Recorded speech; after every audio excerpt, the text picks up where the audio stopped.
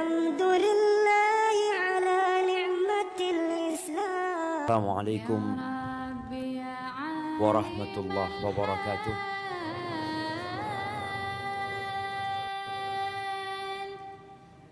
Alhamdulillah alladzi bi ni'matihi tatimmu shalihat. Segala puji bagi Allah Jalla Jalaluh yang karena nikmat dan kebaikan menjadi sempurna. Alhamdulillah pagi ini kita bisa bangun dari tidur kita, meninggalkan tempat tinggal kita, menuju ke salah satu rumah dari rumah-rumah Allah Azza wa Jalla, menyempatkan diri untuk belajar di saat sebagian orang tidak peduli dengan agamanya. Semoga Allah menyempurnakan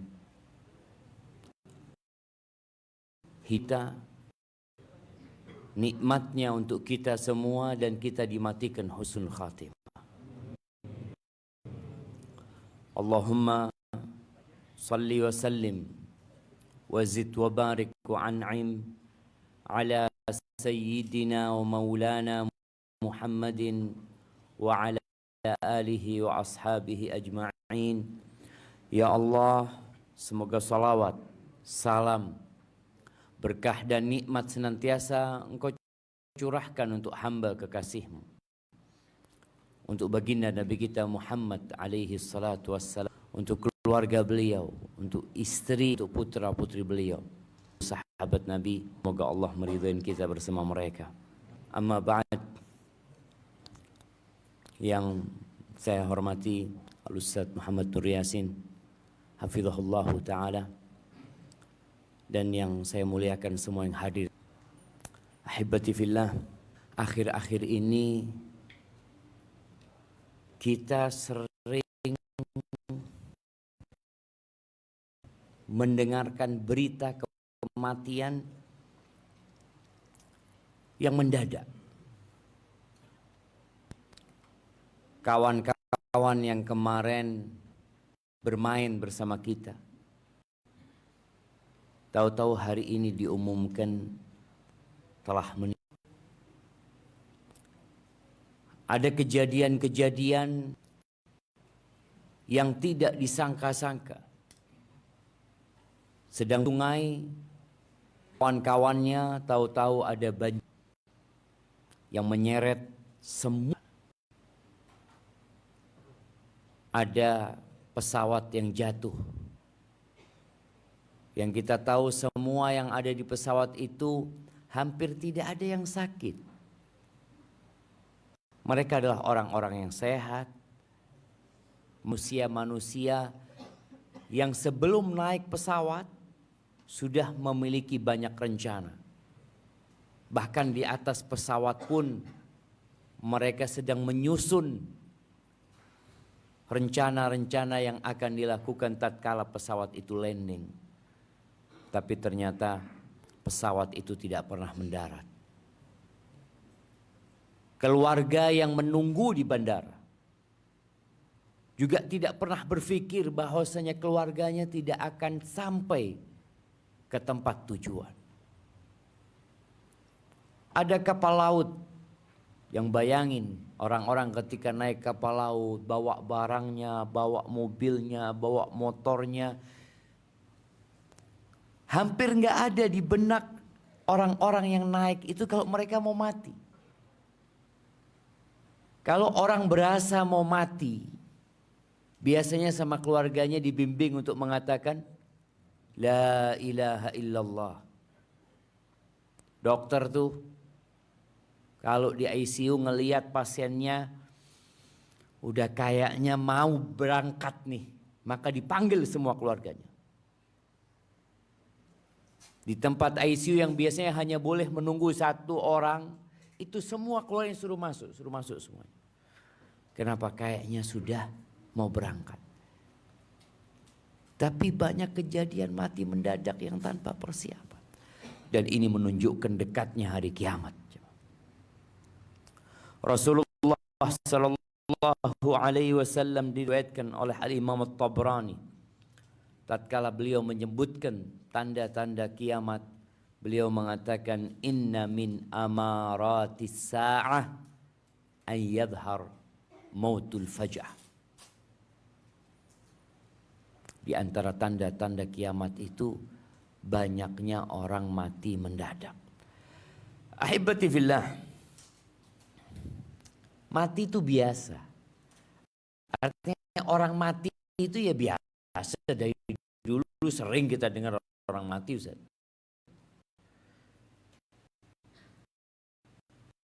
Tapi peristiwa kematian itu sebenarnya peristiwa yang menakutkan.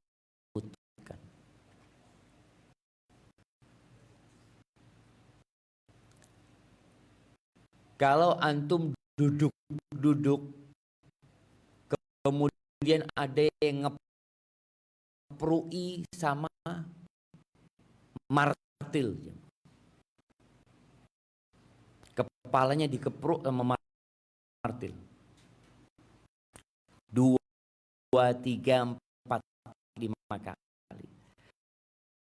Apa yang antum akan rasakan? Sakit.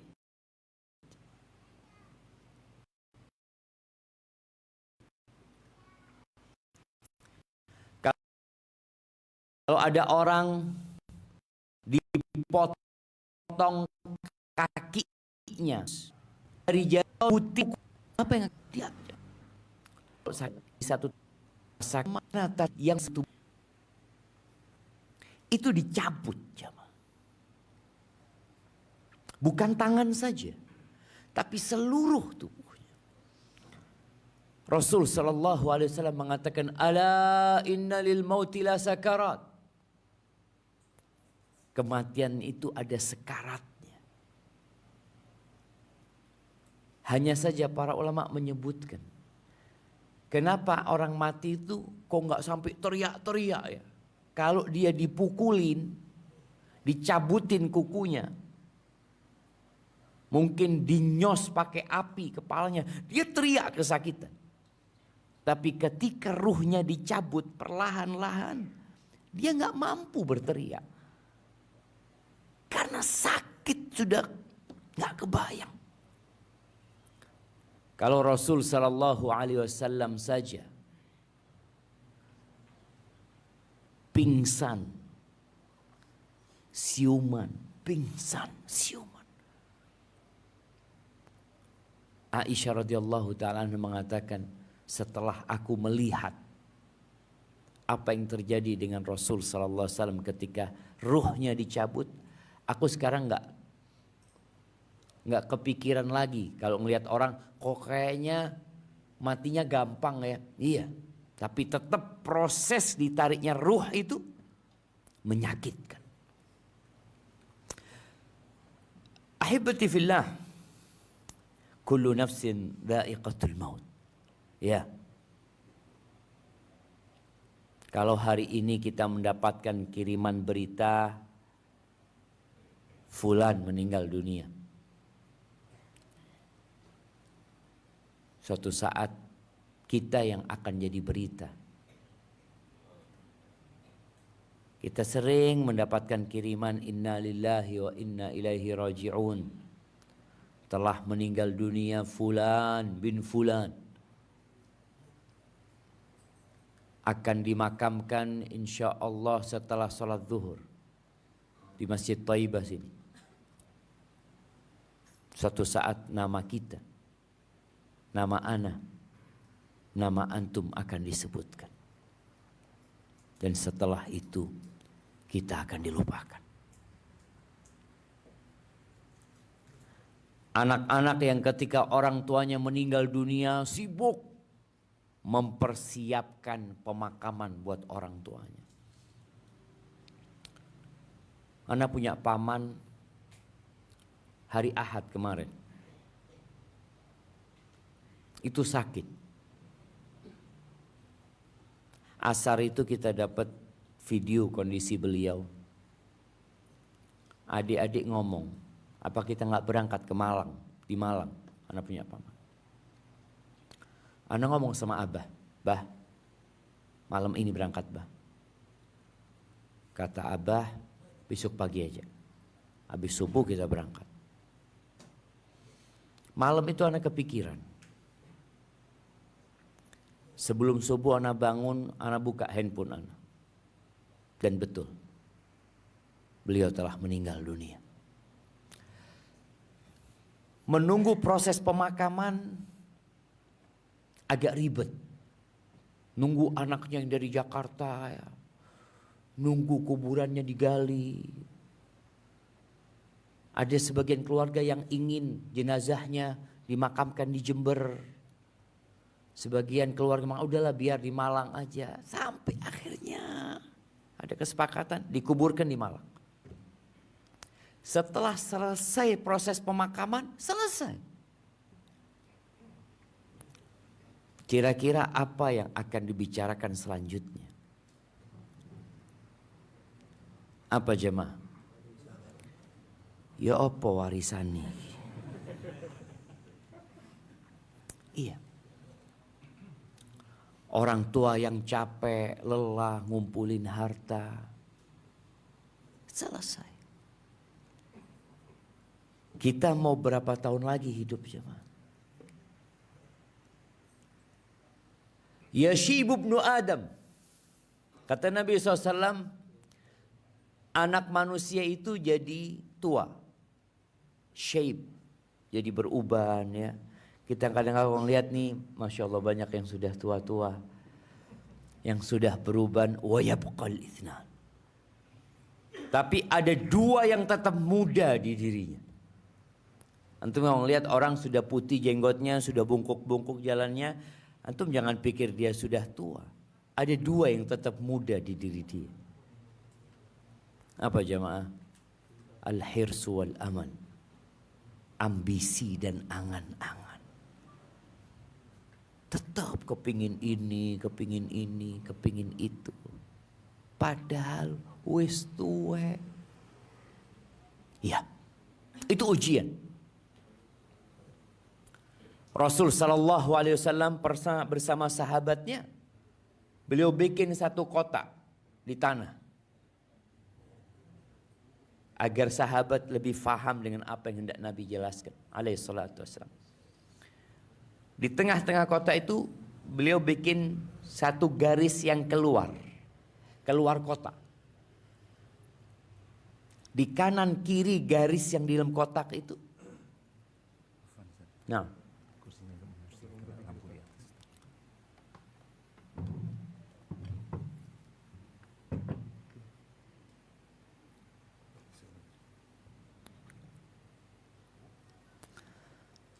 Nah, sampai mana kita jemaah? Nah, sampai lampunya kena kursi kena lampu itu. Baik. Di dalam garis yang di dalam kotak itu dibikin garis kecil-kecil menyamping ya. Lalu Nabi SAW mengatakan, hadzal insan. Ini orang, titik yang di dalam ini orang.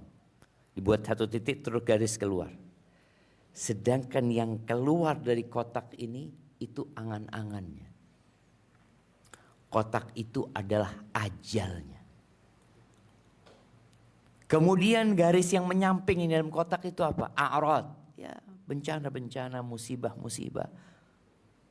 Yang orang itu tidak akan lepas. Mungkin dia gak kebanjiran. Tapi rumahnya ambruk. Mungkin dia gak kena COVID-19. Tapi usahanya bangkrut. Gak akan lepas dari itu. Gak kena di kanan, kena di kiri. Oleh karena itu kita diperintahkan untuk mempersiapkan diri. Menghadapi kematian ini. Berapa banyak orang-orang yang sedang membangun apartemen. Dan ternyata sampai hari ini apartemennya gak jadi-jadi. Ketika ditanya, apa kok ndak jadi omah iki atau apartemen iki? Mati. Terus anak-anaknya berantem, sengketa. Itu sering terjadi, jemaah.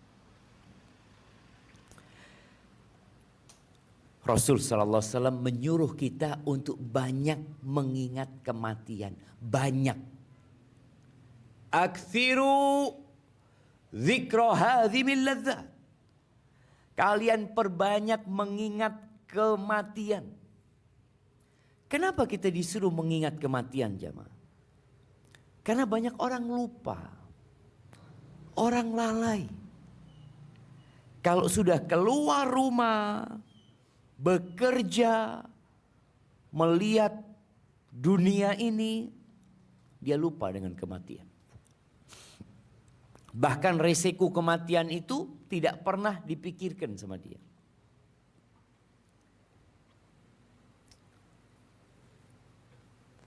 Kita tuh dianjurkan baca ayat kursi selesai sholat. Fardu. Apa fadilahnya? Apa fadilahnya baca ayat kursi? Nah,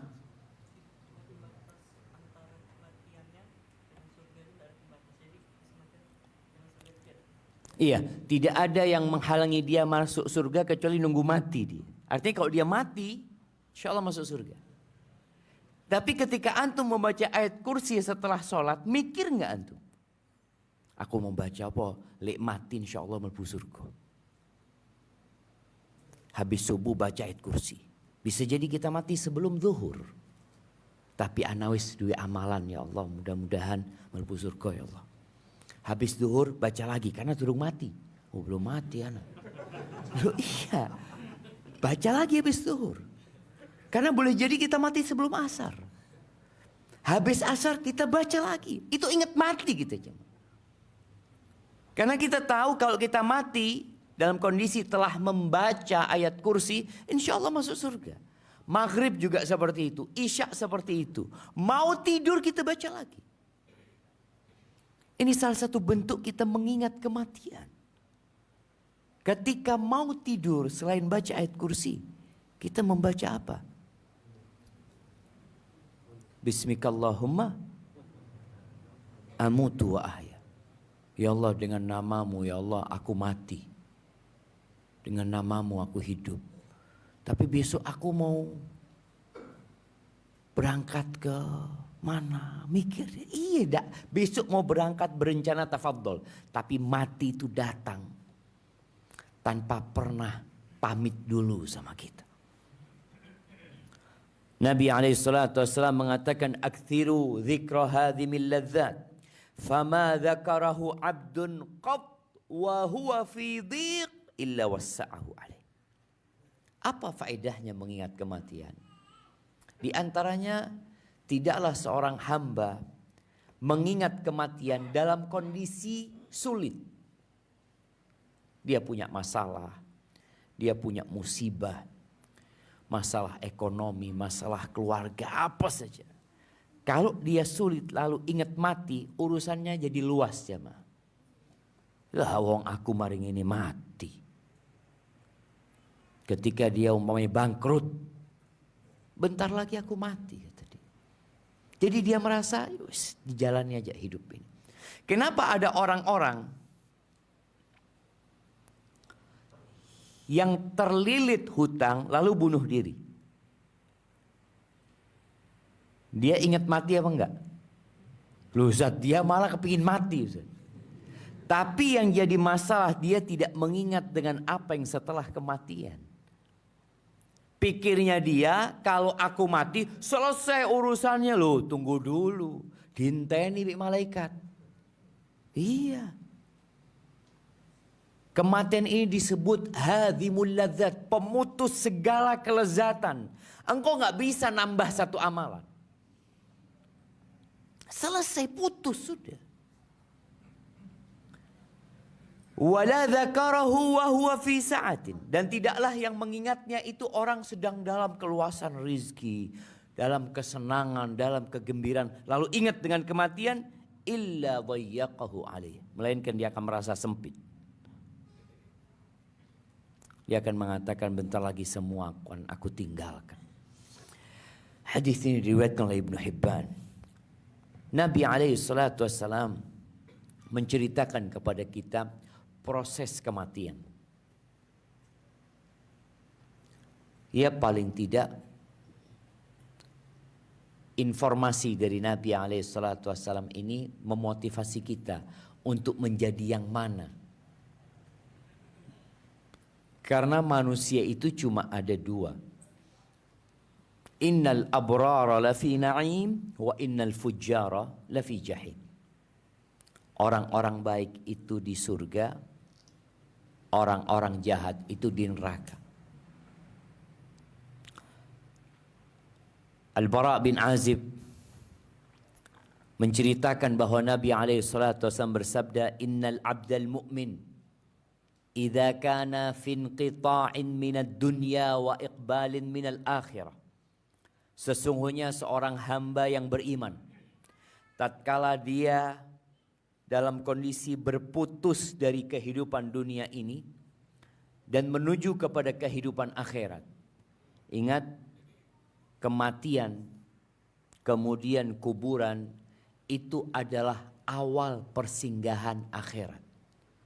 Jadi sebelum bicara tentang mizan, bicara tentang sirat yang berada di atas neraka jahanam, awal persinggahan yang harus dilewatin semua orang adalah kematian ini. Utsman bin Affan radhiyallahu taala anhu, kalau dia lihat kuburan, dia nangis ya, sampai membasahi jenggotnya air matanya. Dia pernah ditegur sama sahabat-sahabat yang lain. Tadhkurul jannah wan nar, engkau mengingat surga, mengingat neraka, tapi engkau enggak nangis, kata dia. Wa tabki ala hadha, dan engkau menangis melihat kuburan ini. Kata Utsman, "Na'am. Sami'tu Rasulullah sallallahu alaihi wasallam yaqul." Aku mendengar Rasul sallallahu alaihi wasallam bersabda, "Al-qabru awwalu manzilin min manazilil akhirah." Kuburan itu adalah awal persinggahan akhirat. Kalau selamat dari sini, maka yang sesudahnya mudah. Jadi orang itu kalau mikirkan yang sekarang ini, yang di depan ini, yang dekat. Tapi kalau nggak selamat di sini, maka yang sesudahnya akan lebih berat lagi akan dilewati. Ketika manusia ini sedang proses tadi berpindah ke alam akhirat, nazala ilaihi minas sama malaikatun bidul wujuh. Ini orang beriman. Yang mati ini orang beriman. Maka yang akan turun adalah malaikat-malaikat dengan wajah yang cerah, putih. Ka'anna wujuhahum asyams. Wajahnya seperti mentari. Dari senangnya. Antum kalau ngelihat orang gembira, antum akan mengatakan, ya Allah, ono apa iki kok terang ini. Kalau fulan datang kok terang kayaknya. Karena dia sedang gembira. Dan kondisi mereka, malaikat ini juga gembira. Mereka datang dengan wajah yang penuh keceriaan. Ma'ahum kafanun min akfanil jannah. Mereka membawa kafan. Dari kafan-kafan surga, subhanallah. Kita lihat jasad kita akan dikafanin, jemaah. Fisik ini akan dikafanin. Ruh juga akan dibungkus kafan. Ini malaikat bawa kafan dari kafan-kafan surga. Wa hanutun min hanutil jannah. Bawa parfum. Kita lihat orang kalau mati dikasih parfum ya, supaya wangi dia itu. Ini malaikat membawa parfum dari parfum surga. Hatta yajlisu minhu maddal basar. Mereka duduk di tempat yang mudah dipandang oleh orang yang mau matiin. Jadi sepanjang dia mandang matanya memandang, kelihatan itu malaikat-malaikat. Bukan satu, malaikat-malaikat. Yang membawa kafan, dan membawa parfum itu jemaah. Makanya kadang-kala antum melihat orang mati itu kok kayaknya pandangannya kosong Ustaz ya. Diajak ngomong tidak nyambung. Boleh jadi memang dia sedang melihat. Malaikat-malaikat itu datang. Thumma yaji'u malakul maut. Kemudian datang malaikat pencabut nyawa. Tadi malaikat yang banyak itu bukan pencabut nyawa. Mereka yang akan mengambil ruh tersebut. Malaikat pencabut nyawa ini akan duduk di mana? Di arah kepalanya. Jadi mencabut itu dari arah kepalanya. Ya tentunya kalau keluar dari tubuh dari mana? Dari arah kakinya. Ditarik dari atas. Seperti apa ruh itu jemaah? Ada yang tahu? Jemaah, ada yang pernah kelihatan ruh? Ada orang masih muslim, masih percaya dengan adanya arwah gentayangan.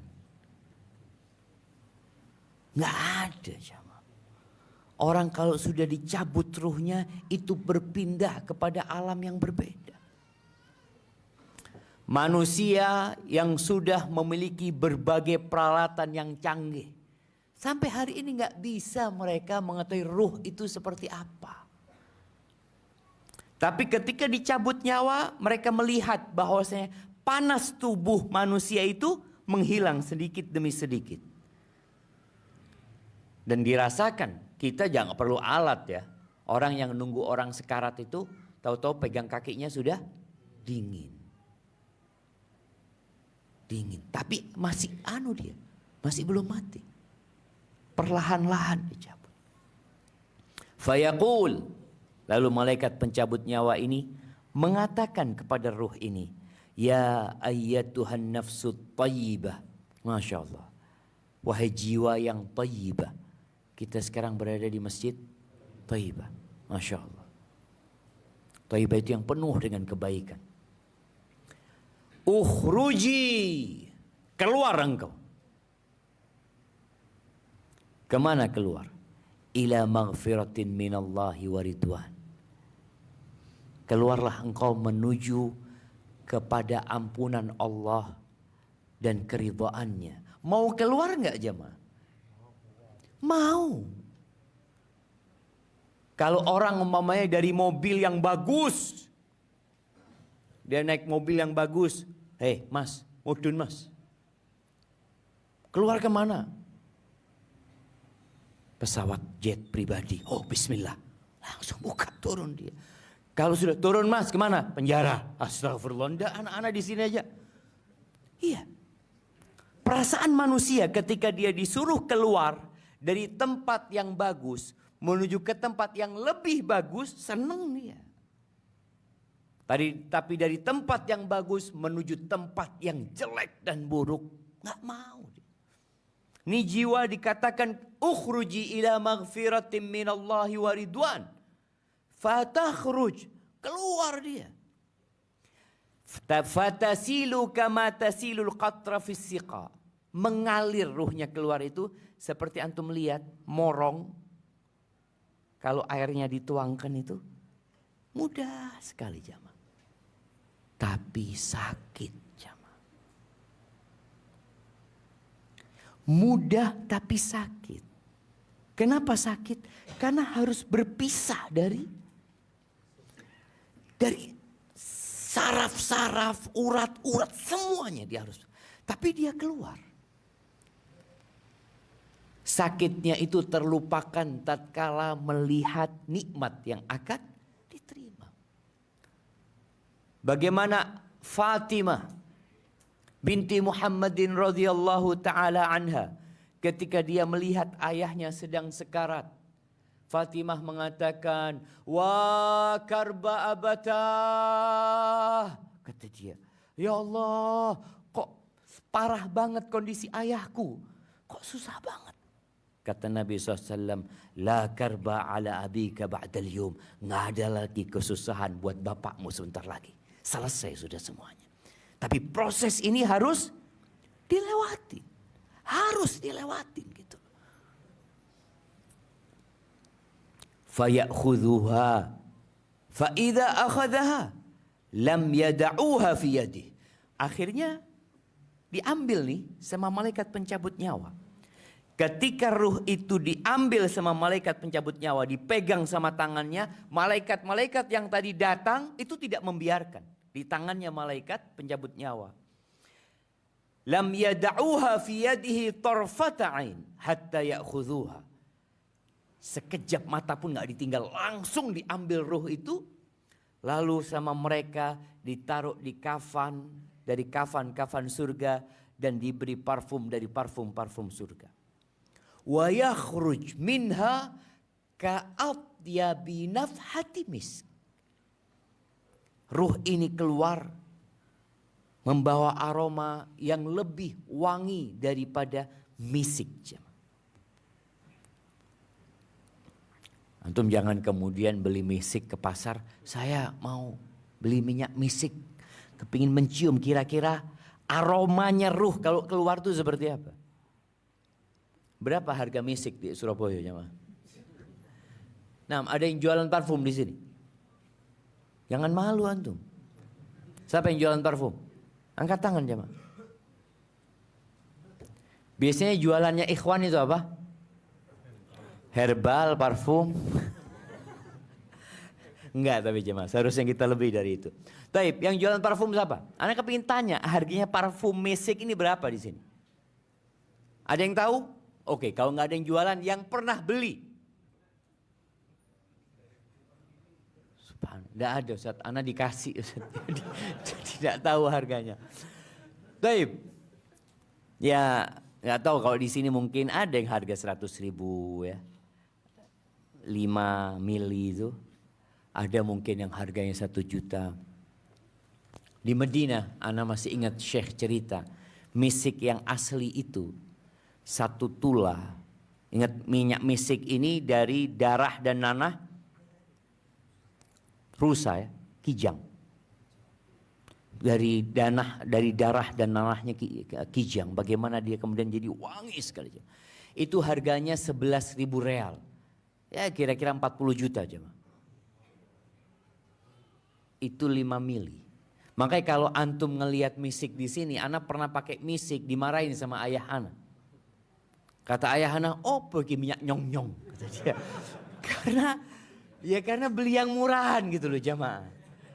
Tapi kalau misik ini, Nabi alaihissalam menyebutkan seperti misik yang paling wangi yang pernah ada.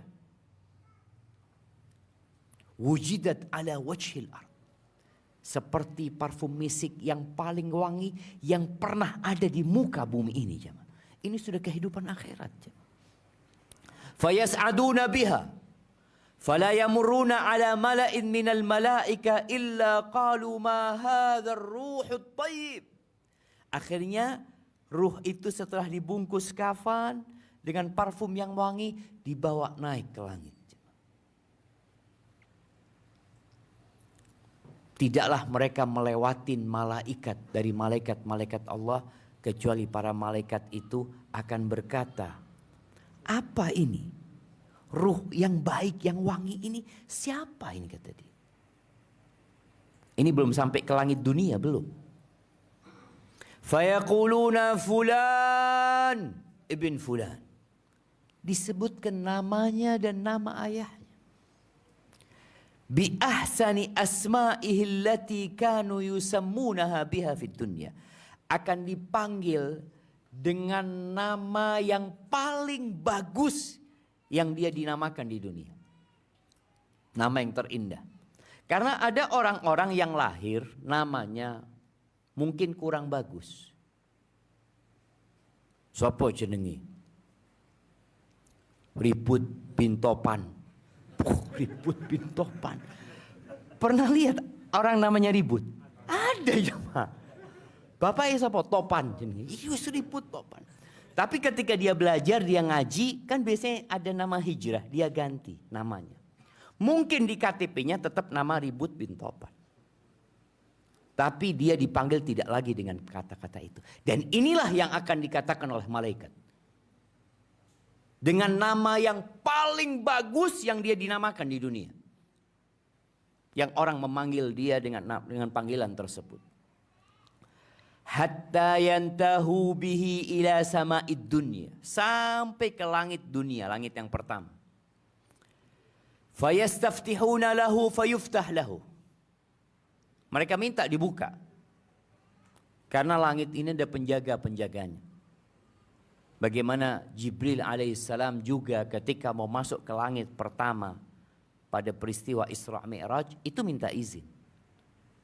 Langit kedua, langit ketiga seperti itu. Setiap masuk ke langit, fayushayyi'uhu min kulli sama'in muqarribuha ila sama'il lati taliha. Maka ketika ruh itu dikasih izin, ditanya ruhnya siapa, akhirnya malaikat-malaikat itu ikut mengantarkan ke langit yang selanjutnya. Hatta yantahi ila sama'is sabi'ah. Sampai berakhir di langit yang ketujuh. Fayaqulullah azza wa jal. Lalu Allah mengatakan, uktubu kitab abdi fi illiyin.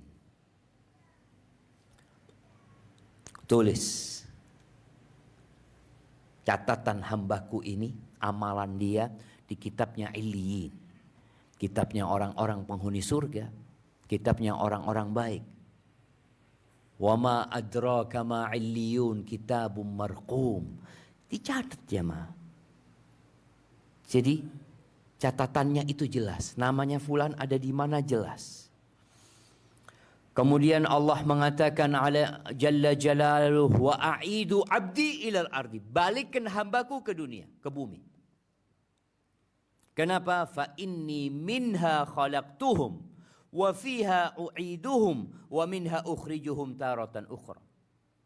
Karena aku menciptakan manusia dari tanah dan mengembalikan ke tanah dan membangkitkan manusia dari tanah. Lalu dibalikin nih ruhnya. Loh Ustaz, dibalikin ke jasadnya, ke tanah dibalikin. Bagaimana kalau orang itu mati dimakan ikan hiu? Dibalikin kemana aja? Dibalikin ke tanah. Bagaimanapun dimakan ikan hiu, jasadnya itu akan kemana? Balik ke tanah. Tidak ada karena dimakan ikan hiu jasadnya berangkat ke Mars atau ke Jupiter, nggak ada. Ke tanah, ke bumi, tetap ke bumi ini. Ingat, alam kubur itu penamaan untuk umum, untuk alam barzakh sebenarnya. Karena rata-rata manusia dikuburkan. Ada orang yang dibakar, ada orang yang dimumikan. Karena sebagian orang berpikir, daripada bapakku ini nanti diadab karena aku tahu bapakku pelaku dosa, biar bapakku jadikan mumi aja. Jadikan mumi tidak dikubur, taruh di kaca, ditungguin sama diri. Cak lihat malaikat datang enggak? Ini alamnya alam barzakh jemaah. Alam yang berbeda. Kita aja dengan yang di balik tembok ini nggak tahu. Kecuali yang pernah ngelihat. Di belakang ada apa? Nggak tahu. Manusia itu ilmunya terbatas sekali. Apalagi dengan alam yang memang bukan alam kita. Ketika di alam barzakh tersebut dikembalikan ke tanah, lalu datang dua malaikat. Di riwayat lain disebutkan dua malaikat ini aswadani azraqan. Dua malaikat ini warnanya blue black. Apa bahasa Indonesia ya? Biru ireng. Iya. Dongker. Warnanya biru hitam. Jadi ada orang hitam sampai biru warnanya. Antum pernah lihat? Anak pernah. Waktu itu di Mekah ya. Kan dari berbagai penjuru dunia datang. Lihat orang ini ya Allah ya. Subhanallah. Sampai kebiru-biruan. Dari hitamnya. Dan malaikat ini wajahnya garang. Datang kepada orang muslim, iya juga. Kepada orang jahat, sama. Fayujlisani, didudukkan ini manusia. Ruhnya, kalau ada jasadnya sama jasadnya, ingat di alam yang berbeda. Jangan lagi antum berpikir, aku gali kuburan, gak ada didudukkan Ustaz. Pancet seperti ini. Ya. Fayaqulani lahu man rabbuk. Ditanya siapa Rabbmu? Karena orang yang beriman. Fayaqulu Rabbi Allah. Menjawab pertanyaan malaikat ini bukan dengan hafalan, jemaah. Tapi dengan keyakinan. Kalau bicara hafalan, orang itu bisa lupa hafalannya. Ada seorang yang masuk ke tahanan, kemudian disidik, diselidiki, dikasih banyak pertanyaan. Kalau dia duduk di situ, tahu-tahu yang di hadapannya adalah polisi yang membawa pistol yang diarahkan ke wajah dia. Ditanya, siapa namamu? Apakah dia bisa jawab? Dia ndelok, sopo jenengku yo. Dia bingung jamaah.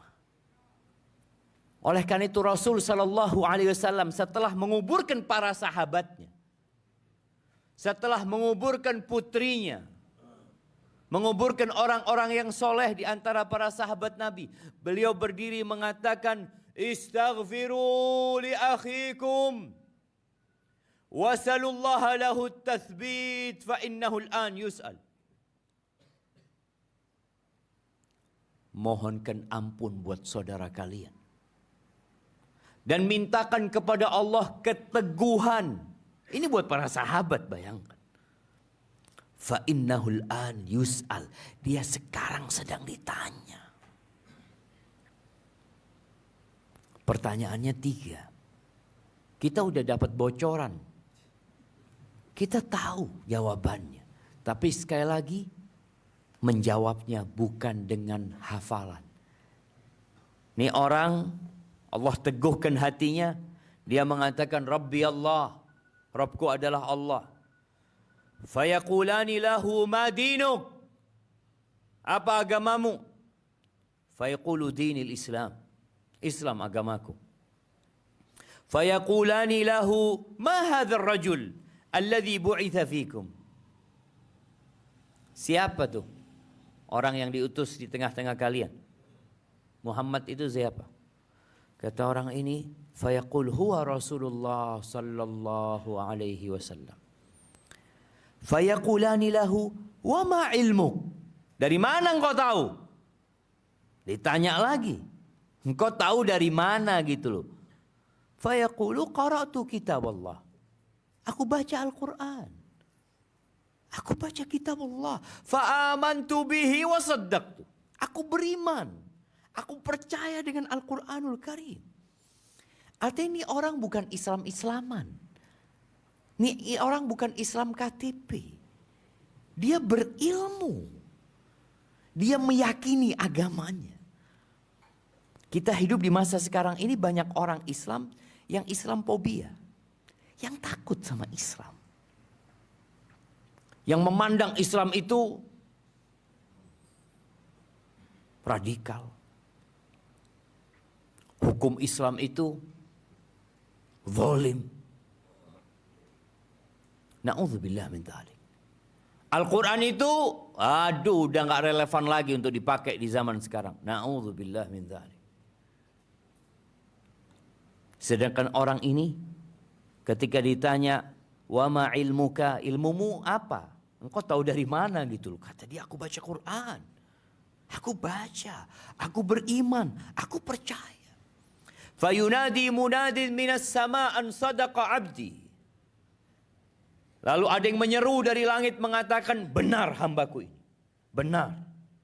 Artinya dia nggak bohong, dia nggak pura-pura. dia beriman dengan benar.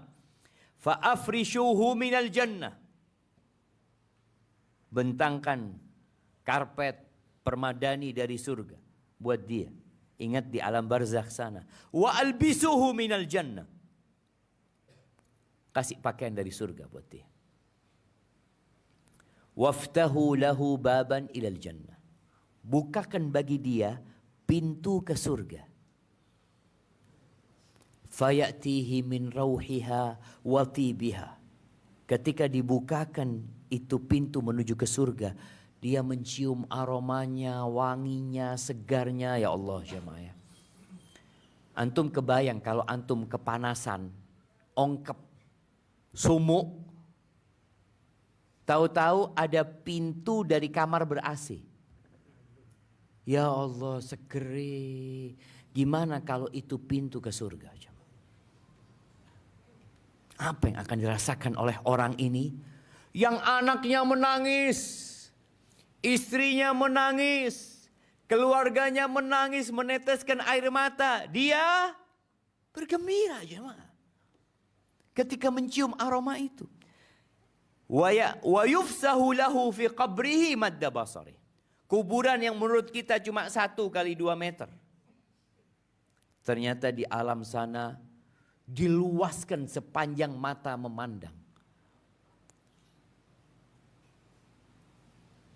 Kalau seluas masjid ini, ya masih terbatas pandangannya. Tapi di kuburan yang sempit itu dia bisa memandang kemana-mana. Wa ya'tihi rajulun. Dalam bayangan kita kan sendirian. Enggak, ada yang nemenin dia di situ.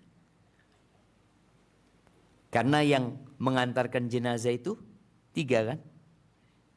Siapa? Keluarganya, hartanya, dan amalnya. Yang 2 pulang. Anak kita akan pulang. Orang tua kita pulang. Kawan-kawan kita yang ikut ngantarkan kita. Oh Masya Allah. Karena orang terkenal yang menguburkan 1000 orang. Yang menyolatin 2000 orang. Sampai pakai drone dilihat. Masya Allah banyak yang nyolatin dia. Di antara ribuan orang yang mengantarkan. Ono sing ngenteni wong mati. Nggak ada. Dalam hitungan berapa menit antum akan melihat kuburannya itu sendirian. Sepi. Amalnya yang akan menemani dia. Disinilah datang seorang dengan wajah yang indah. Hasanal wajhi, hasanal thiyabi, tayyibar rih. Wajahnya indah, aromanya wangi, bajunya indah. Kita tuh seneng kalau ngeliat orang pakai baju bagus itu seneng jemaah. Ya Allah ciapi ya bajunya orang ini. Seneng hati kita itu. Antum kalau sholat di sebelah orang yang baunya jengkol atau pete. Gimana antum sholatnya? Ya Allah, sopo ya. Iki wis Allahu Akbar masalahnya. Antum akan kepikiran nggak nyaman ibadah. Nggak nyaman. Antum ingin pindah. Tapi kalau orang itu wangi, bajunya bagus, dilihat ya Allah, nyeneng no raine wong iki. Ngelihat aja sudah seneng. Insya Allah. Apa? Sudah selesai? Masya Allah. Baik. Lalu orang ini ngomong. Manusia itu kan kalau ketemu manusia seneng jamaah, ada yang ngoncohi gitu loh. Ada kalau dia kesepian, lalu kedatangan sapi. Apakah dia hilang kesepiannya? Kesepian tahu-tahu teko sapi. Oh no opo sapi. Ya, dia nggak akan terobati kesepiannya gitu jamaah. Tapi datang manusia. Fayaqulu abshir billadzi yasurruk. Ini orang sudah nyeneng no. Kondisinya, wajahnya, pakaiannya, omongannya nyeneng no. Dia bicara abshir billadzi yasurruk. Bergembiralah engkau dengan yang membahagiakanmu, yang menyenangkan hatimu. Hadza yaumuka alladzi kunta tu'ad. Ini hari yang dijanjikan kepadamu. Lalu yang mati ini masih bingung jemaah. Fayaqulu lahu man anta? Awakmu sopo ya? Kata dia. Kok aku nggak kenal gitu loh. Tapi kalau ngelihat rupamu, engkau orang yang bawa kebaikan, kata dia. Lalu kata orang ini mengatakan, ana amaluka soleh. Aku amal solehmu. Subhanallah jemaah. Itu yang akan mendampingin kita. Ketika dia mendengar ini adalah amal solehnya, fayaqulu rabbi aqimis sa'ah. Rabbi aqimis sa'ah, wahai Rabbku, bangkitkan kiamat, bangkitkan kiamat. Dia minta kiamat segera terjadi. Kenapa dia menginginkan itu? Hatta arji'a ila ahli wa mali, agar aku bisa kembali kepada keluargaku, kepada hartaku. Maksudnya dia bisa masuk surga bersama keluarganya, menikmati kenikmatan yang indah. Karena dia belum masuk surga. Ruhnya berada di surga. Rasul sallallahu alaihi wasallam mengatakan, nasamatul mu'min fi jawfi tayrin khudrin. Nyawanya orang beriman itu berada di rongga burung hijau. Ya, dia berada di pohon-pohon surga. Ada perbedaan antara ruhnya orang mukmin yang mati biasa dengan ruhnya orang mukmin yang mati syahid. Kalau ruhnya orang mukmin itu, ya dia di pepohonan surga, tapi nggak bisa kemana-mana. Adapun ruhnya orang yang mati syahid, kata Nabi SAW, tasrahu fil jannah haitsu tasha. Dia akan keliling surga di dalam burung, rongga burung itu kemana saja. Kemudian dia akan istirahat, akan bernaung di gantungan-gantungan yang berada di bawah arsy Allah Azza wa Jalla. Itu orang yang mati syahid. Kalau orang mati biasa, ya tadi dia merasakan kenikmatan itu, cuma nggak seluas orang yang mati syahid. Taib, bagaimana kalau hamba yang kafir atau hamba yang fajir, yang melakukan kejahatan, sing akeh dosane. Idza kana fi inqita'in minad dunya wa iqbalin minal akhirah, ketika dia dalam proses pindah kepada kehidupan akhirat, datang malaikat-malaikat dari langit. Sudul wujuh, wajah mereka hitam. Dari ngeliat sudah menakutkan. Ma'ahumul musuh, mereka bawa juga kafan, tapi bukan dari surga, dari tempat yang berbeda. Fayajlisuna minhu maddal basar, sama, dia duduk di sepanjang mata orang ini melihat. Maka orang mati itu kadang-kala melihat. Dia sudah diproses perpindahan itu. Thumma yaji'u malakul maut, sama, malaikat pencabut nyawa datang di kepalanya lalu mengatakan, ayyatuhan nafsul khabithah, wahai ruh yang busuk, ukhruji, keluar engkau, ila sakhatin minallah wa ghadab, keluar engkau menuju kepada amarah Allah dan murkanya. Mau keluar ruhnya itu jemaah. Fatafarraqa fi jasadi. Akhirnya ruh ketika mendengar ucapan malaikat pencabut nyawa, langsung ruh itu bertebaran di semua tubuhnya. Pegangan jemaah. Dengan semua saraf, dengan semua uratnya, fayantazi'uha. Kalau tadi fayakhudhuha, diambil sama malaikat. Karena orang beriman disuruh keluar, dia mau keluar.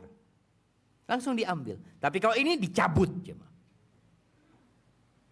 Dicabut kama yuntaza'us safut minas sufil mablul. Sebagaimana dicabutnya kawat berduri dari bulu domba atau apa yang basah. Kalau dicabut itu akhirnya saraf-sarafnya, urat-uratnya itu melok kabeh. Seperti itu yang terjadi dengan orang jahat. Apalagi orang kafir. Fayakhudhuha, diambil setelah dicabut, dipegang sama malaikat pencabut nyawa, lalu malaikat-malaikat yang wajahnya hitam tidak membiarkan di tangan malaikat pencabut nyawa. Mereka ambil, ditaruh di kafan tersebut. Keluarnya ruh ini ka'antani rihi jifatin wujidat ala wajhil ard. Aromanya seperti bangkai yang paling busuk yang pernah ada di muka bumi.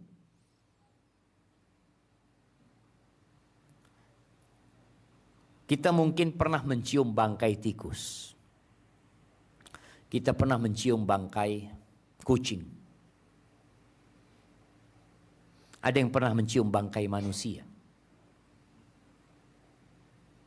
Yang kadangkala tetangganya tidak tahu bahwasanya yang di rumah itu sudah mati berhari-hari.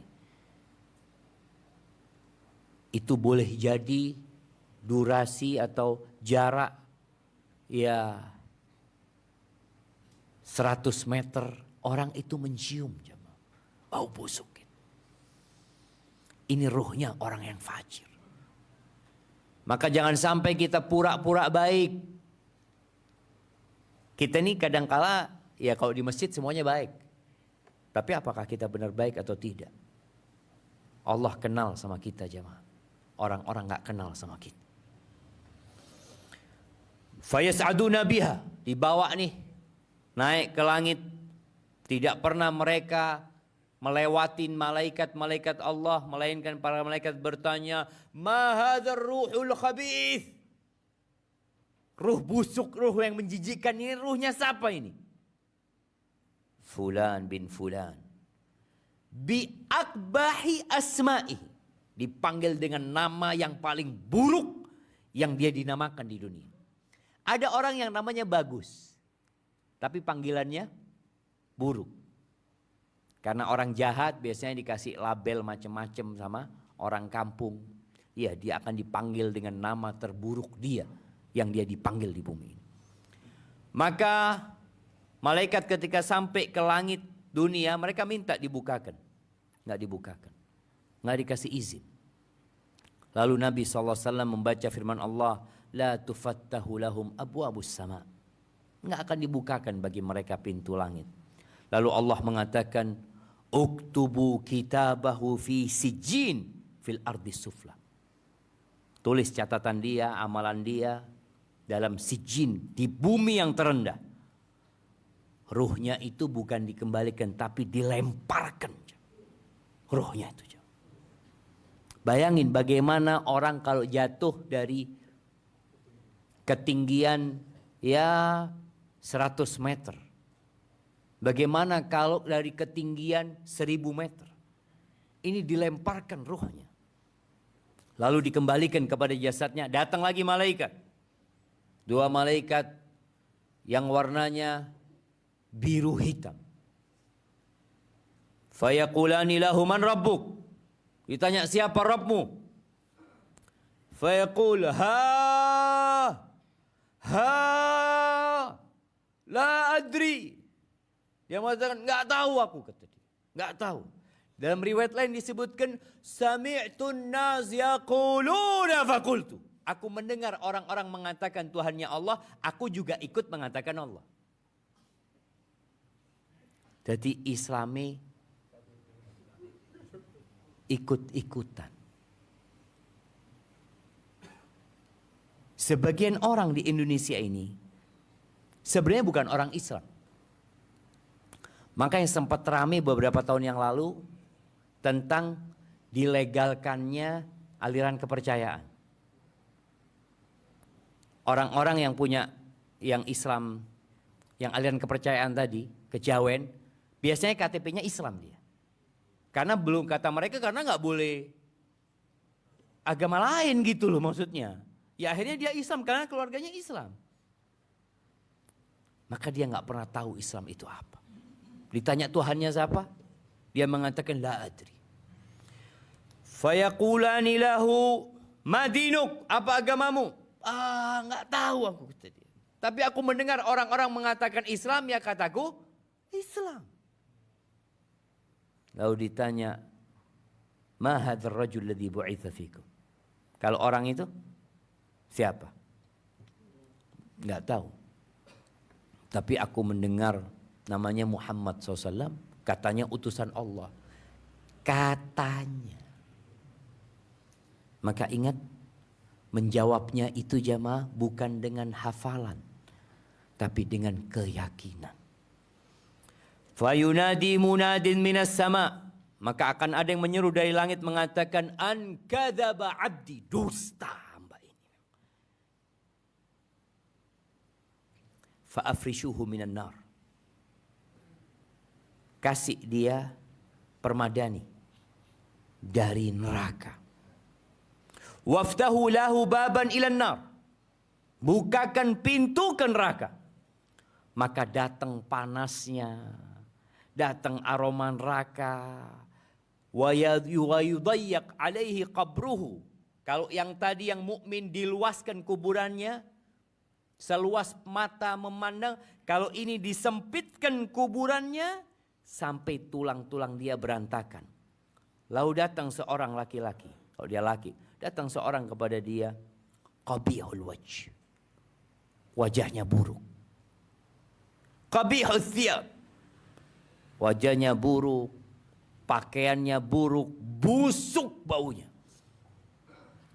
Lalu orang ini mengatakan, abshir, abshir, billadhi yasu'. Ini ada kabar gembira buat engkau. Gembira apa? Dengan sesuatu yang buruk buat diri. Ini hari yang engkau dijanjikan. Kata orang ini, man anta, engkau siapa engkau? Wajahnya wajah orang yang membawa keburukan. Kata orang ini, ana amalukal khabith. Aku ni amal burukmu, kata dia. Ketika dia tahu ini amal buruknya, dia mengatakan, Rabbi la tuqimis sa'ah. Ya Allah, jangan bangkitkan kiamat. Karena dia sudah melihat neraka. Maka dia tidak ingin kiamat. Kita semua akan melihat neraka jamaah. Dan semoga kita selamat dari api neraka tersebut. Hadis ini diriwayatkan oleh Imam Ahmad, oleh Al-Hakim, dan disahihkan oleh Syekh Albani rahimahullahu ta'ala.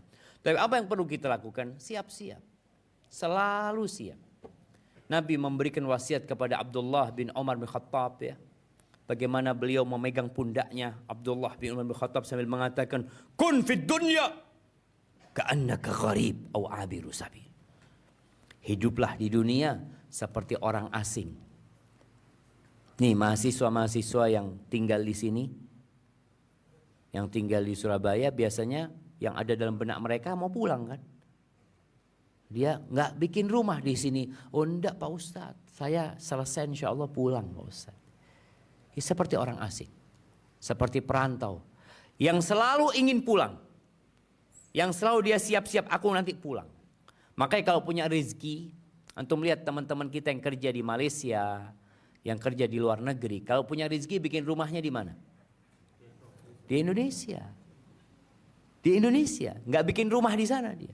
Punya uang beli mobil di mana? Di Indonesia. Buka usaha di mana? Di Indonesia. Kalau ditanya, loh mas sampean kerja capek dapat duit, nggak menikmati sampean ini? Loh menikmati Ustaz, tapi bukan sekarang. Saya alhamdulillah sudah punya rumah Pak Ustaz. Saya alhamdulillah sudah punya mobil, sudah punya usaha. Tinggal bentar lagi kontrak anak habis, anak pulang. Itu yang harus kita siapkan. Kontrak kita habis, kita sudah punya rumah di surganya. Usahakan seperti itu. Seperti orang asing. Tapi kalau semua hartanya dihabiskan di dunia, pulang tidak punya apa-apa. Makanya antum dapat melihat seorang perantau yang berpikir masa depan dengan perantau yang memikirkan kondisi dia, maka berbeda. Anak ketemu sama kawan-kawan yang di Madinah, hidupnya foya-foya, pulang miskin, tidak punya apa-apa. Tapi ada orang yang susah ketika di Madinah kerja. Anak berapa tahun untuk bekerja? 28 tahun. Ustaz. Dia bekerja, menjadi supir waktu itu. Tapi pulang senang dia jangan. Karena semua sudah siap. Aw abiru sabil, kata Nabi. Atau yang lebih tepatnya engkau jadi seorang yang sedang transit. Orang kalau transit lebih parah lagi jemaah. Maksudnya dia itu lebih siap lagi untuk terbang. Kalau antum transit kereta dari Jakarta mau ke Jember, turun di Pasar Turi, melanjutkan ke Gubeng. Apa yang antum akan lakukan? Cepat-cepat. Jamnya, loh tinggal 1 jam lagi ini. Ya Allah, sudah barang-barangnya dibawa semuanya. Berangkat. Kenapa? Bentar lagi keretanya mau jalan, kata dia. Jadi lebih siap lagi siapa? Orang yang transit itu. Antum lihat jemaah haji yang transit di Jeddah. Mau berangkat ke Indonesia. Atau transit di bandara Dubai mau berangkat ke Jakarta. Itu orang-orang kaya kadang-kala tidur di lantai jemaah. Kadang-kala tidur di kursi. Kita lihat dulu, iki wong soge iki. Kalau tanya, Bapak kenapa Bapak kok nggak tinggal di hotel, kata dia. Kan punya uang. Ya apa mau tinggal di hotel Ustaz. Bentar lagi berangkat. Dia siap hidup susah. Karena dia tahu dia akan berangkat untuk selama-lamanya. Maka berusaha kita untuk mempersiapkan diri. Kata Abdullah bin Umar bin Khattab, kalau engkau sedang pagi hari jangan nunggu sore untuk beramal. Kita pagi hari ini mikir nih, aku setelah dengar kajian kok kayaknya kepingin sodako, kepingin berbagi, kepingin beramal soleh. Jangan nanti sore aja, jangan. Sekarang lakukan. Nanti sore belum tentu antum hidup. Kalau sore jangan nunggu pagi, tapi beramalah segera. Ambil dari kesehatan kita untuk masa sakit kita dan dari hidup kita untuk kematian kita. Barakallahu fiik. Taib ahibati fillah, ini sudah ada beberapa pertanyaan yang masuk.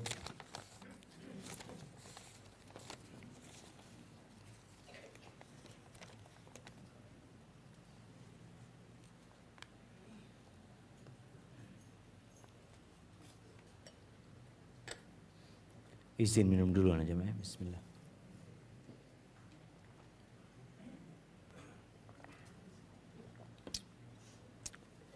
Alhamdulillah.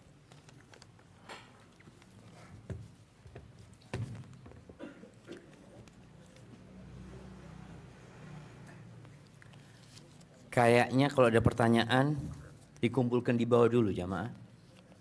Jaluk tolong Ustaz ya. Kelompoknya baru. Ya, bismillah. Afwan Ustaz. Izin bertanya.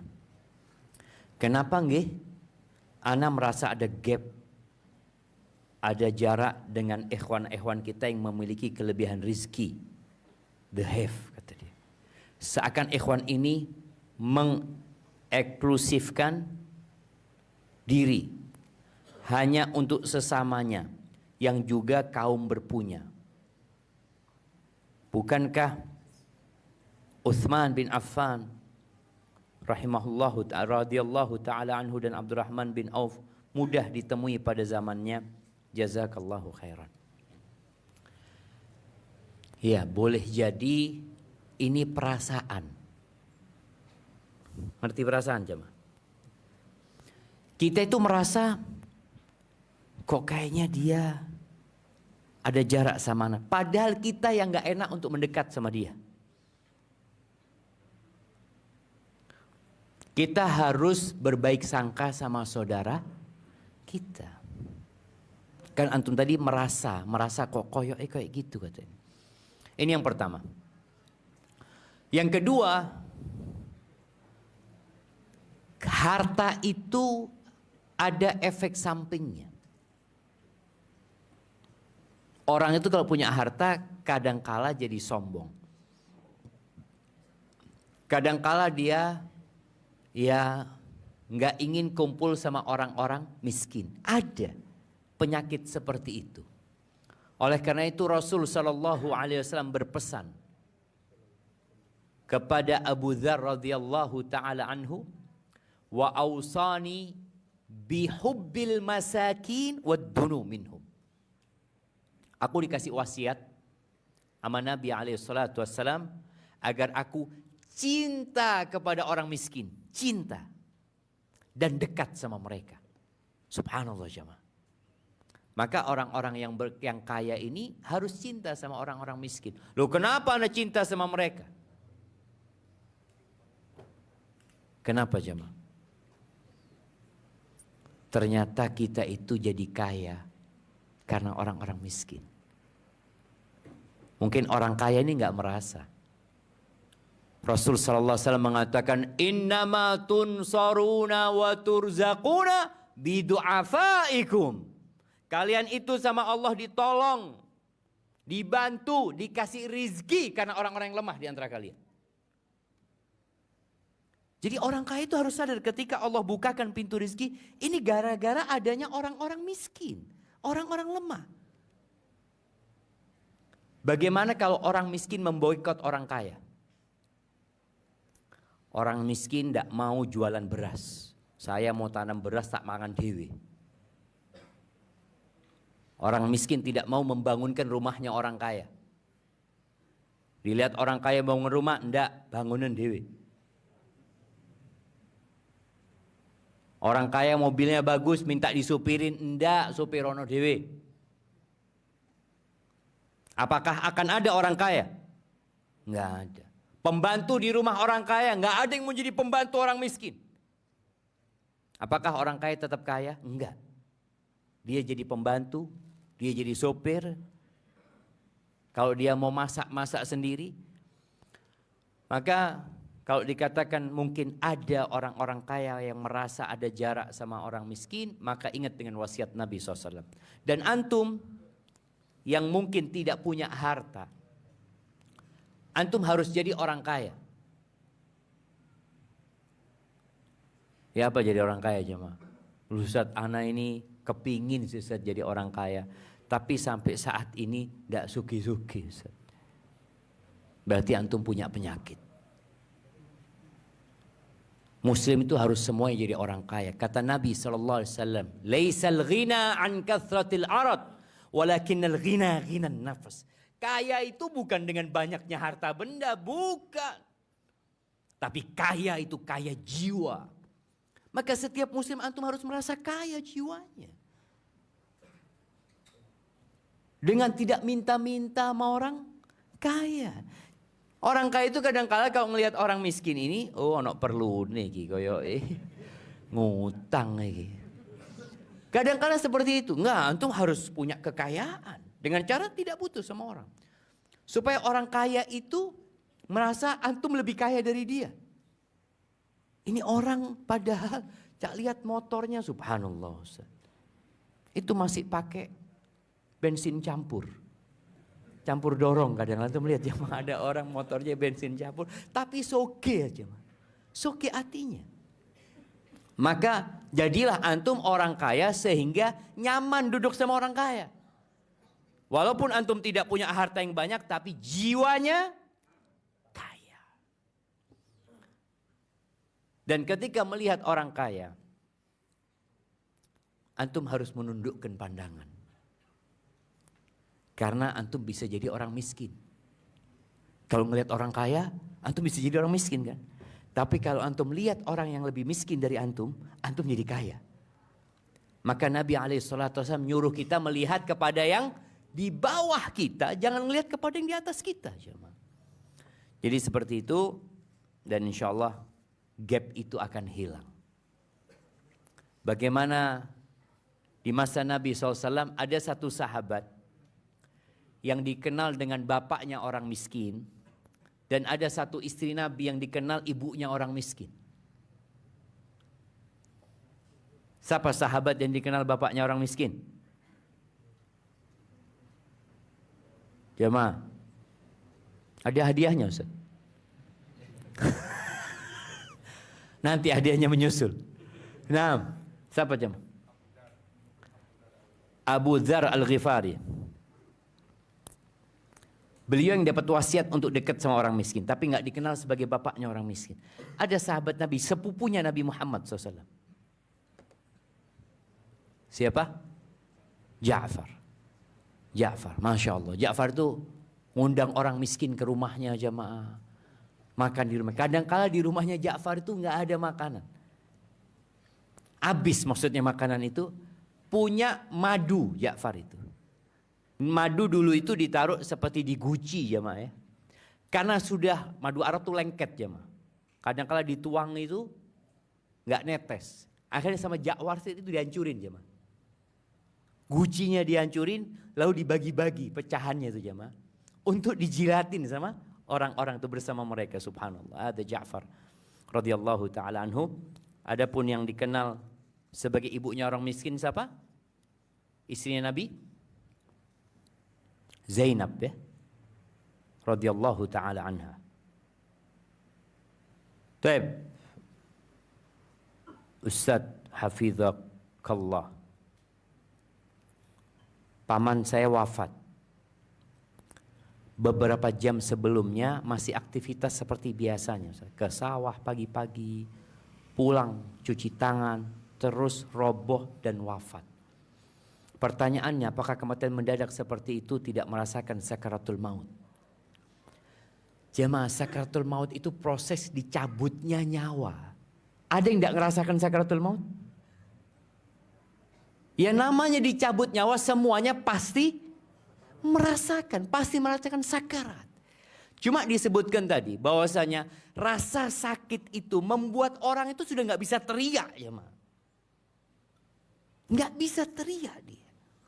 Kalau orang tadi dipukulin tangannya dia masih teriak-teriak, kesakitan dia. Tapi ketika dicabut nyawanya,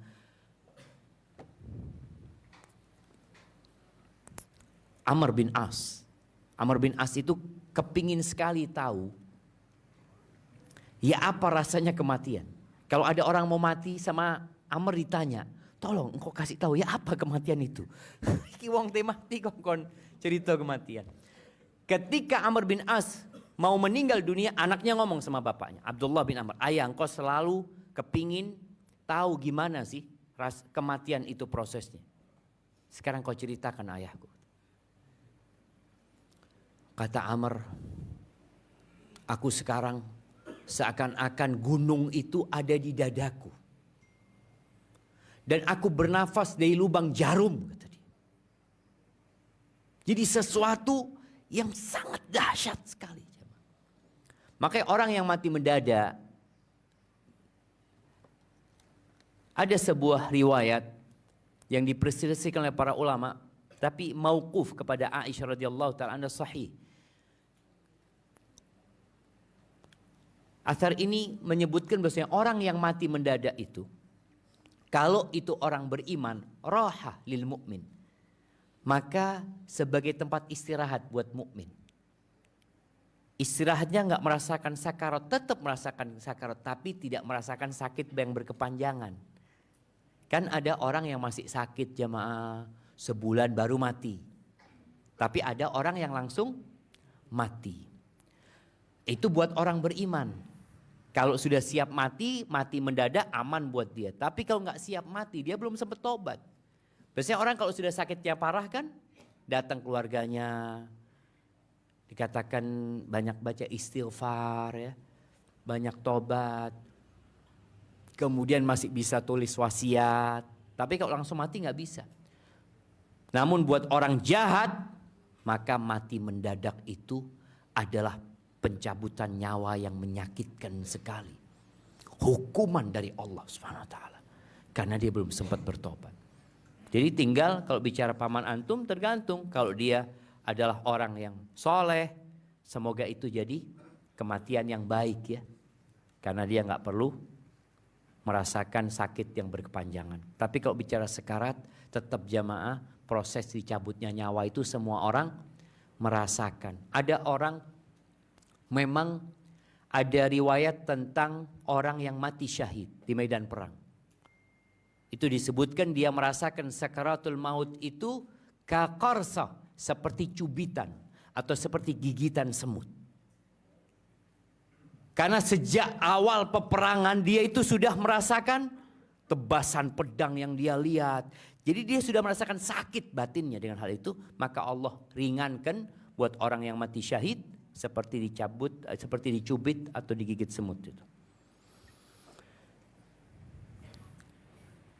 Afwan Ustaz, izin bertanya di luar tema. Terkait profesi pengacara. Anak kayaknya harus minum dulu baca ini jemaah. Bismillah.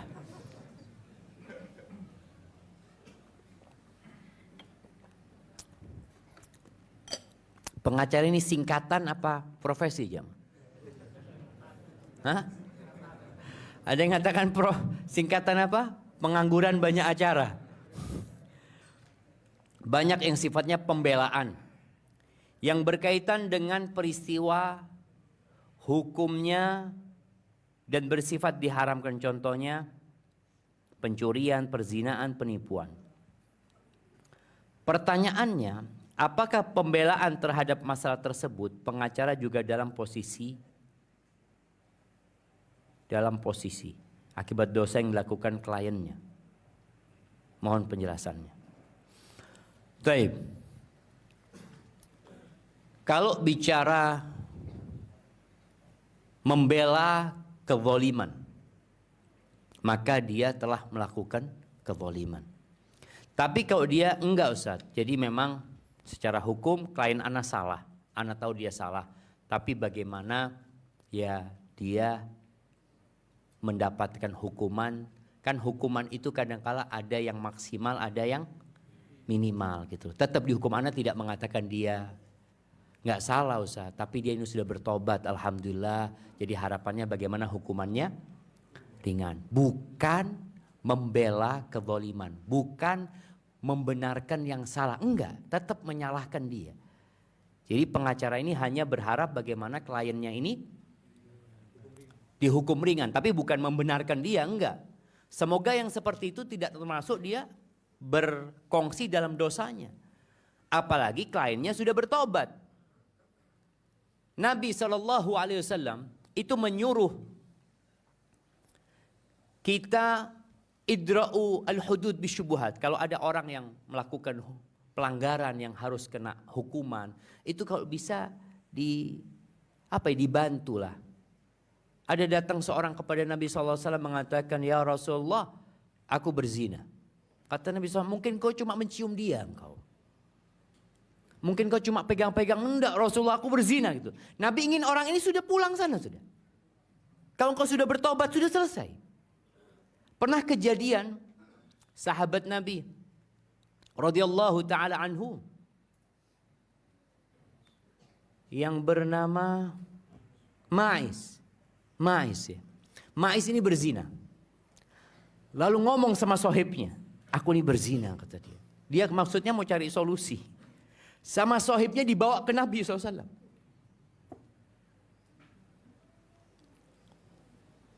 Nabi menegur yang membawa Ma'is. Nabi mengatakan kepada dia, halla satartahu biizarika. Kenapa engkau nggak tutupi dia dengan sarungmu gitu? Artinya kalau dengan selendangmu, kalau nggak punya apa untuk menutupi aibnya, tutup dengan selendangmu. Artinya dia berbuat dosa dan dia sudah bertobat. Kalau bisa ditutupin, ditutupin kalau sudah bertobat gitu loh. Jadi pengacaranya dilihat. Kalau kliennya ini, kliennya ini memang pezina, Ustaz. Jangan diusahakan cari hukuman yang ringan. Antum dosa juga, seharusnya dia ini dirajam seharusnya. Jadi antum jangan sampai membela kasus-kasus yang Allah murka. Tapi kalau orang itu sudah bertobat, bagaimana dia mendapatkan hukuman, tetap dia mendapatkan hukuman, tapi ya hukuman yang tidak berat. Semoga kita tidak termasuk di sana, jamaah. Tapi jangan sampai melakukan suap, riswah, ini dan itu, tambah dosa lagi antum. Hakim itu ada 3, 2 di neraka, 1 di surga. Jadi persentase masuk surga itu bagi hakim itu 1:2. Na'udzubillahi minanar. Maka harus berhati-hati. Antum kalau mendengar para ulama dahulu, kenapa takut jadi hakim? Sampai disiksa ulama itu nggak mau jadi hakim. Karena takut mereka, jamaah. Sedangkan sekarang yang ada daftar jadi hakim. Daftar sekarang, jamaah.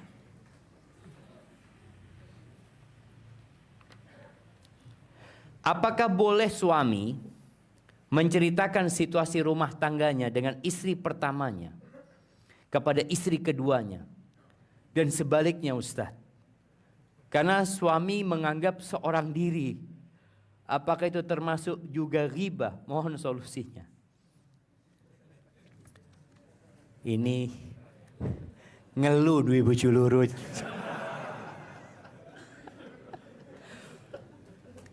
Iya. Jadi ahibati fillah, kenapa Allah Azza wa Jal ketika membolehkan menikah lebih dari satu dikasih syarat? Karena tidak semuanya mampu. Maka Allah mengatakan fa in khiftum alla ta'dilu fawahidah. Kalau kalian takut tidak bisa berbuat adil, cukup satu gitu loh. Istrinya dua-duanya bermasalah. Karena dia nggak punya tempat curhat, akhirnya curhatnya sama istrinya. Kalau itu keburukan, maka engkau menceritakan keburukan istrimu yang seharusnya engkau tutupi. Tapi kalau engkau mencari solusi, maka silahkan mencari solusi. Tapi kalau bisa, cari solusi ke tempat orang yang bisa memberikan solusi. Tapi antum cari solusi kepada orang yang nambah masalah gitu. Apa ada memberikan tunggu, apa di Pegadaian anunya? Slogannya mengatasi masalah tambah masalah. Iya, kalau mau kayak gini, dia mengatasi masalah tambah masalah gitu loh. Tapi sebenarnya mungkin dia mengatakan nggak, harapan anak, istri anak ini jadi mengerti gitu loh Ustaz. Nggak seperti istri yang kedua. Dia ngomong sama istri kedua supaya jangan jadi seperti istri yang pertama. Maunya seperti itu dia kan. Tapi ternyata nggak selesai-selesai. Perempuan itu seperti itu. Maka antum cari solusi ke tempat lain. Ada cerita, seorang ustadz cerita, ada seorang hamba Allah ini selalu sholat subuh itu di masjid. Tidak pernah telat jemaah. Ini sebuah permisalan apa kejadian nyata. Tapi saat itu cerita. Akhirnya tanya sohibnya, antum kok bisa istiqomah, kata dia. Subuh di masjid selalu sebelum adzan, kata dia. Iya, istri anak dua, kata dia. Oh Masya Allah. Anak kalau gitu tak kawin luru pisan, kata dia. Supaya istiqomah. Dan subhanallah, betul dia nikah lagi sama sohibnya. Ternyata subuh di masjid ya ma. Jadi tidak bisa tidur di rumah istrinya ya. Jadi subuhan di masjid terus karena ribut bening ahsan ke masjid. Akhirnya ada sohibnya dia jamaah di masjid. Ini tidak semua, artinya ada kondisi-kondisi memang orang-orang yang gak mampu. Maka tolong pertimbangkan. Jadi para wanita juga harus tahu. Kadang-kadang perempuan itu menganggap ketika suami nikah lagi, itu mau senengnya dewe. Nafsu, ini, itu, kata dia. Iya gak apa-apa, menikah karena nafsu boleh gak? Boleh gak jemaah? Loh, kita itu menikah karena kita punya nafsu. Kata Nabi SAW, kalau gak mampu nikah suruh puasa gitu loh, supaya nafsunya terjaga, terkontrol. Maka Nabi SAW mengatakan ketika menyuruh menikah, fa innahu aghaddu lil basar wa ahsan lil farj. Karena menikah itu dapat menundukkan pandangan dan menjaga kemaluan. Karena nafsunya tersalurkan di tempat yang halal gitu loh. Tapi catatannya tadi, mampu menikah. Jangan bicara dua, satu pun kalau mau menikah harus mampu. Nggak mampu antum boleh nanti sama istri antum. Mampu, apalagi dua. Taib. Hanya saja perempuan itu lupa bahwasanya suaminya ini bukan hanya oleh seneng tok. Tapi dia juga dapat ngelune. Senengnya berapa lama sih jamaah? Kalau bicara bersenang-senang. Kalau seorang laki-laki punya istri kedua. Dia bermalam di rumah istri keduanya ini, kalau gadis berapa hari? 7 hari kan? Kalau janda 3 hari. Itu sih seneng-senengnya jemaah. 3 hari 7 hari. Habis gitu mulai dia sudah. Ini harus dibagi sudah. Pembagian itu sudah menyisakan beban pikiran.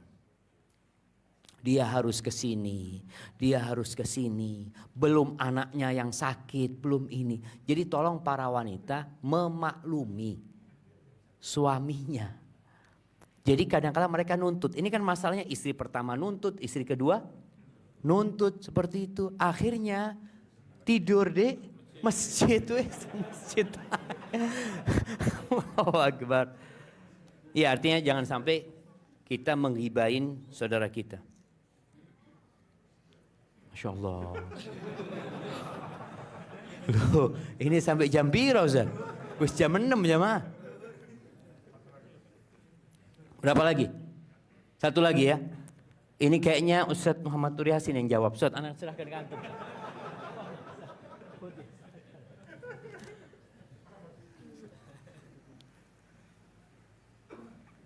Assalamualaikum warahmatullahi wabarakatuh. Ustaz, nenek anak telah wafat 11 bulan yang lalu.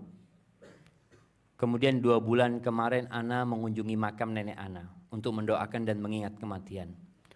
Namun Ana tidak bisa menahan air mata karena teringat canda tawa dan jasa beliau yang telah merawat Ana dari kecil sampai Ana dewasa. Apakah yang Ana lakukan termasuk berlebihan Ustaz ketika berziarah ke nenek Ana? Menangis itu nggak apa-apa jemaah. Ketika Rasul sallallahu alaihi wasallam ditinggal mati oleh putranya Ibrahim, beliau itu meneteskan air mata. Abdurrahman bin Auf radhiyallahu taala anhu heran. Wah anta ya Rasulullah, engkau juga nangis ya Rasulullah, kata Abdurrahman. Apa kata Nabi SAW? Innal aina la tadma. Mata itu meneteskan air. Wa innal qalba la yahzan. Hati itu sedih. Wala naqulu illa ma yurdi rabbana. Tapi kita tidak mengatakan kecuali yang diridhai Allah Azza wa Jalla. Artinya meneteskan air mata, menangis itu nggak apa-apa. Cuma kalau dilihat di sini, menangisnya itu teringat canda tawa dan jasa beliau. Nggak nangis kira-kira nenek opo di kuburan. Itu yang kadang-kala kita harus pikirkan. Jadi mengingat di kuburan, iya kalau amalan nenek ini cukup ya. Kalau ternyata nenek kurang ibadahnya. Jadi menangis itu seharusnya bukan mengingat canda tawa, tapi mengingat kehidupan yang selanjutnya. Disitulah kita mengingat kematian, jadi takut gitu loh. Cuma kadang-kala orang ya ada kenangan yang membuat dia jadi ingat. Baik, nggak masalah engkau nangis karena itu, tapi kemudian rubah tangismu untuk mendoakan nenek.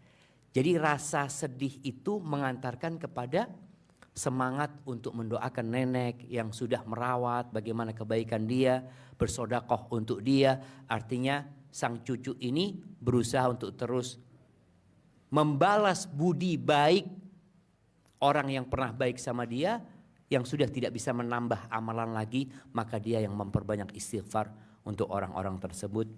Itu yang dapat Ana sampaikan. Kurang lebihnya mohon maaf jemaah, banyak pertanyaan yang belum dijawab. Antum jangan sedih.